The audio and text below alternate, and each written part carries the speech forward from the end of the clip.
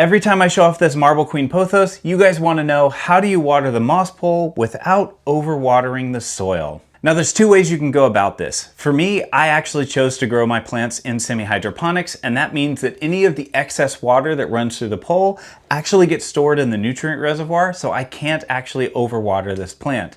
But I know a lot of you guys are in soil, and so how do you manage this? First, I want you to mentally separate the pole from the soil. The pole needs to stay moist at all times, and for most places that means that you're going to need to water this thing about twice a week. So then how do we manage the soil? Well, the rules for that are actually identical for how you manage any other houseplant. Do not give it water unless it needs it. It needs to be dry or mostly dry before you actually water the plant.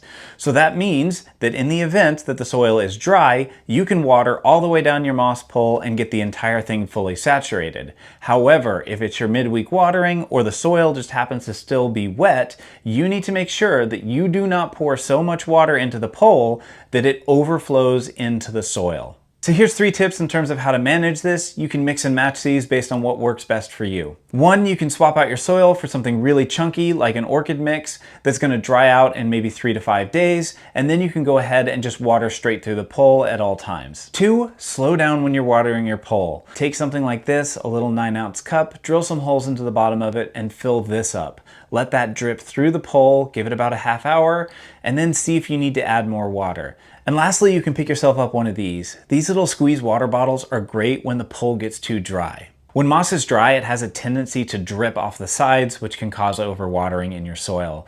So what this allows you to do is to evenly moisten the moss before you start watering from the top, and that'll prevent the extra drips from rolling off the sides.